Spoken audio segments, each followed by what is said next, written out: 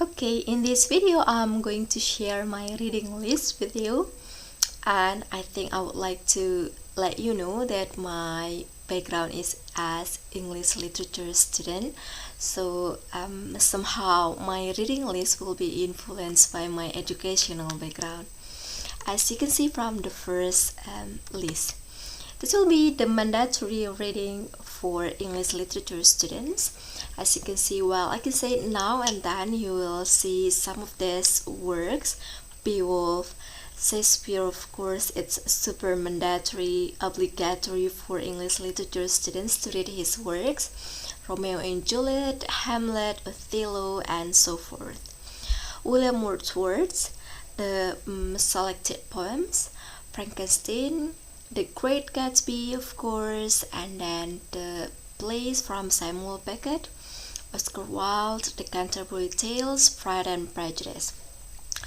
I'm not going down to rabbit hole too much for each of the work because that will be long, unless if you want me to talk about specific literary work, specific genre from my list, please let me know, then I will make the review of the literary works.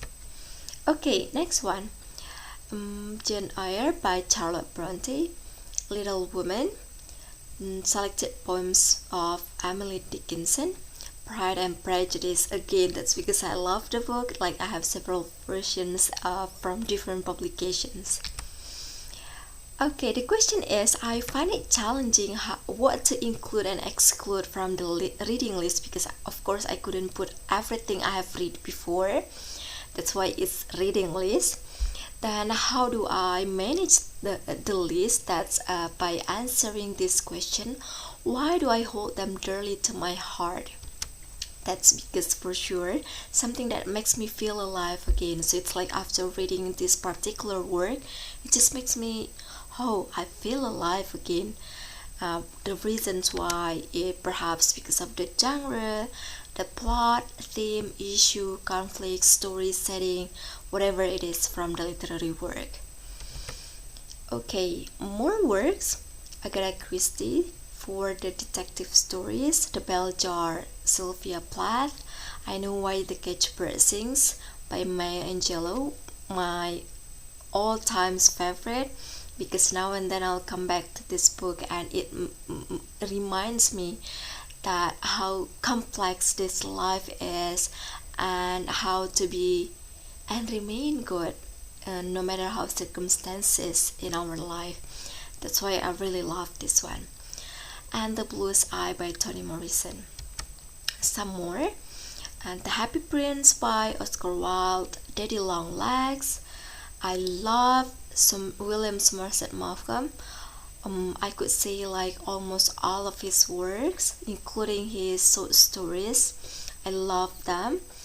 And then Ernest Hemingway, The Old Man and the Sea, like all-time favorite as well. To Kill a Mockingbird by Harper Lee. And then some works by George Orwell, including The Animal Farm. Okay, if previous ones more like, well, classics, semi-classic, and the next ones will be the contemporary one, I could say. My favorite one from Gillian Flynn, so she's one of my favorite authors for now. I love all of her works. Gone Girl, Dark Places, Sharp Objects, and also the collected short stories and novella The Grown Up. Okay, and the next one by Amy Tan, The Joy Luck Club. That's the first book of hers that I have bought and read. I instantly fell in love with the work, and then when I like one particular work from the particular author, then I'll try to find more works, and then it turned out that I like all of the works. So it's more into I like particular specific author, then I would like to read all of the works by this author, and it turned out that I like all the works. Okay, and next one by Aditi, The Thing Around Your Neck, Americana, and Purple Hibiscus. I love all of them as well.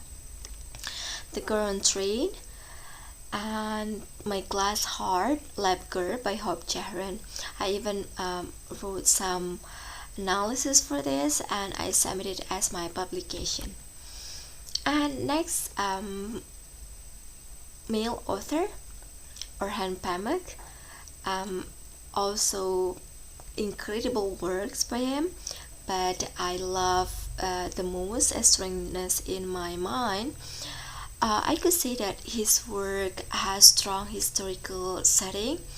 It's in Turkey, Istanbul, and some other cities in Turkey. But what I love the most, The Strangeness in My Mind, because it's packaged in historic setting, but it's a love story. So it's really amazing, and it made me like, oh, this is heartwarming. And next one from Benjamin Zephania.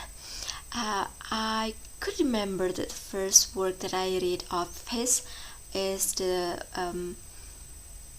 Funky Turkish here. That's the title, the poem.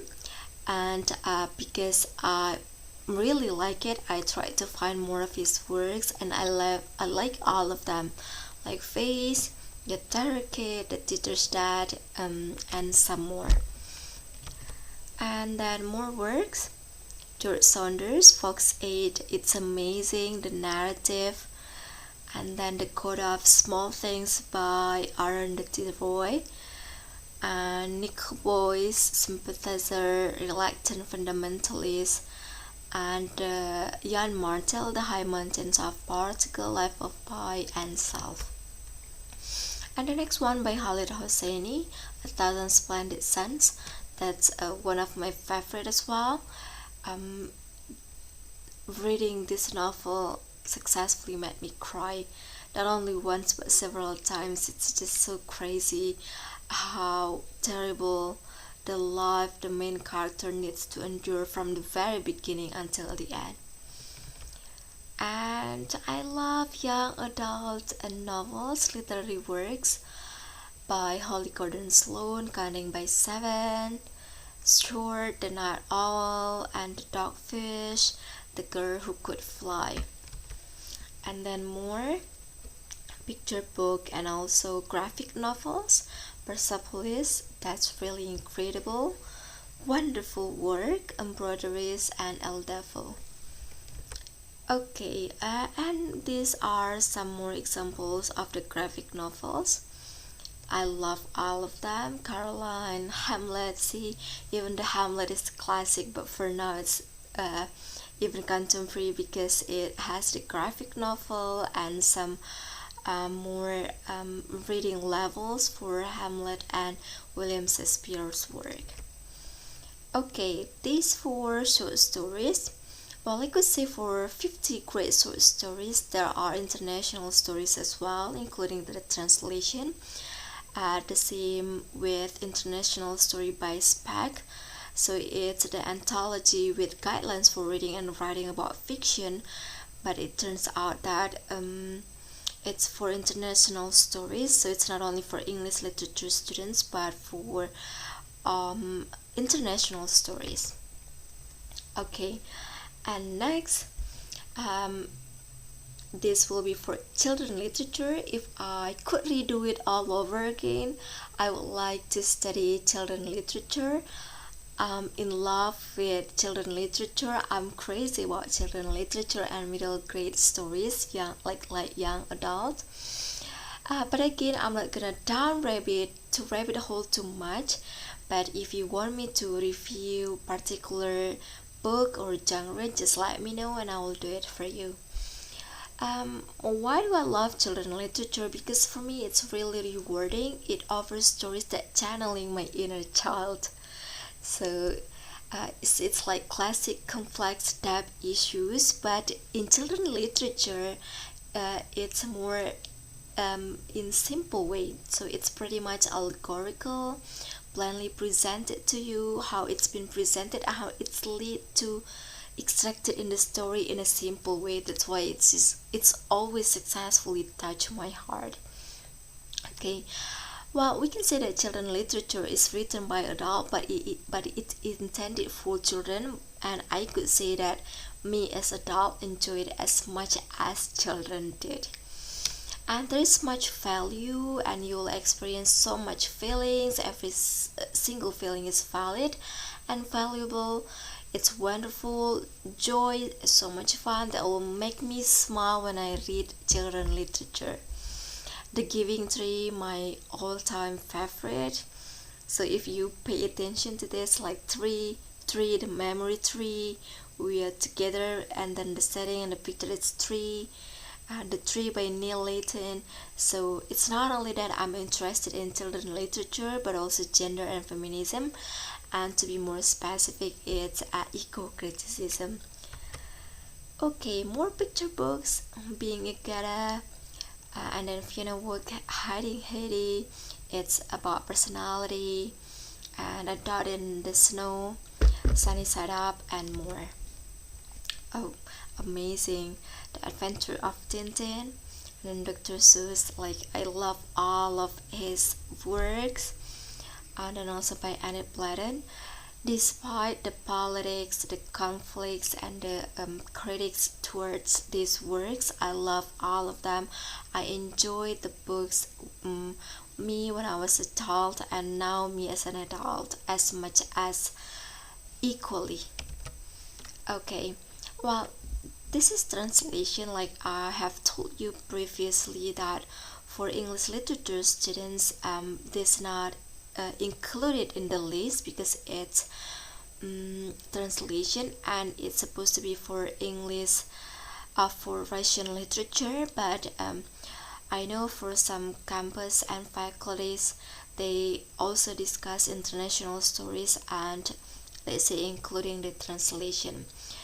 Two of my favorite Russian authors, Tolstoy, Anna Karenina. Oh my goodness, that's my all-time favorite as well. The Power of Darkness, War and Peace, and also love Dostoevsky, Notes from Underground. It's just so crazy and mind-blowing. I love his works, all of them. And then more translation works. I'm a Cat, The House of Paper. I have read it for I don't know how many times because I love it and I can relate it so much.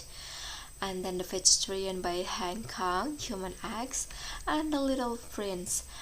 When we talk about The Little Prince, it's just like no end to it. Like now and then I'll come back to the Little Prince, and again it successfully made me amazed by this work. Okay, and the next one, I can say that there are lots, and it's not specific. I have put the mandatory reading list, and then I also put the classic ones and the contemporary ones. I include the translation as well, and then for children literature and young adult, I even tried to categorize the female authors and male authors. Well, this is my reading list, and I hope that I can take a look in depth one by one. And if you are interested to know more about particular literary work, just let me know, then I'll give the review for you. And for the next one, I think I would like to focus more on the women's writing, so particularly to see women's writing, but from perspective of woman as the reader. Okay, that is my reading list. I hope you enjoy it, and I'm looking forward to know your reading list as well. Thank you.